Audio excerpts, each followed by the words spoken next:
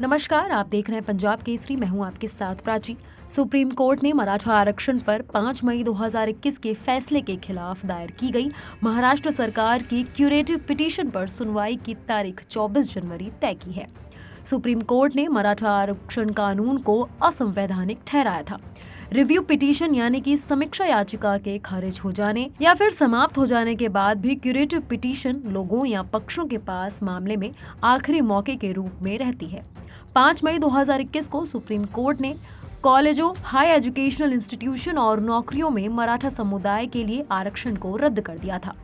ये देखते हुए कि मराठा आरक्षण देते समय 50% आरक्षण का उल्लंघन करने का कोई वैध आधार नहीं था। सुप्रीम कोर्ट के 2021 के फैसले को चुनौती देते हुए महाराष्ट्र सरकार ने समीक्षा याचिका दायर की थी, जिसे 23 जून 2021 को खारिज कर दिया गया था।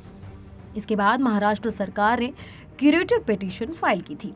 आइए आपको सुनाते हैं कि महाराष्ट्र के मुख्यमंत्री एकनाथ शिंदे का इस पर क्या कुछ कहना है। सबसे पहले मैं सर्वोच्च न्यायालय को धन्यवाद देना चाहता हूं, क्योंकि महाराष्ट्र की जनता की भावना को उन्होंने ध्यान में रखते हुए क्यूरेटिव पिटीशन को स्वीकृत किया है और 24 जनवरी को खुले कोर्ट में उसकी सुनवाई रखी है।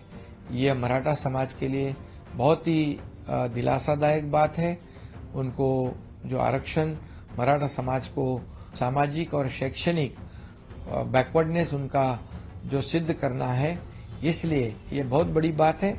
और हमारी एडवोकेट की टीम जो है ये पूरी ताकत से 24 जनवरी को कोर्ट में सरकार की तरफ से पैरवी करेगी और पूरी तरह मराठा समाज सोशली और एजुकेशनली बैकवर्ड है ये साबित करने के लिए पूरी जोर शोर से मेहनत करेगी।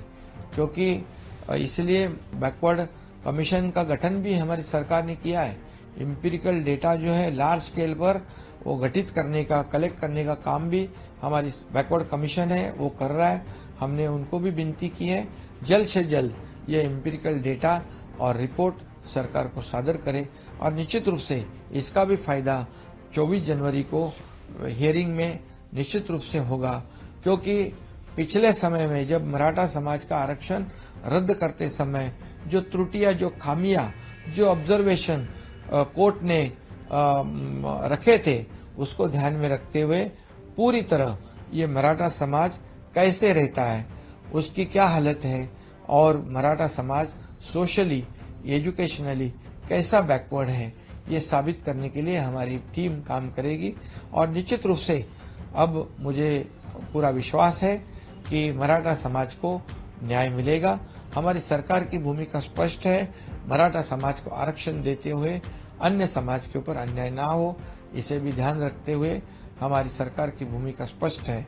और अभी ये भी मैं कहूंगा कि जरांगे पाटिल जी को आंदोलन करने की नौबत नहीं आएगी, क्योंकि अभी काम शुरू हुआ है। जो क्यूरेटिव पिटीशन जो है वो लाइव हो चुकी है और इससे मराठा समाज को निश्चित रूप से न्याय मिलेगा। जिस जरांगे पाटिल की एकनाथ शिंदे बात कर रहे हैं, हम बता दें आपको कि मराठा समुदाय के लिए आरक्षण की मांग करते हुए 40 साल के मनोज जरांगे पाटिल ने 2014 के बाद से कई आंदोलन किए हैं, जो ज्यादा चर्चा में नहीं रहे।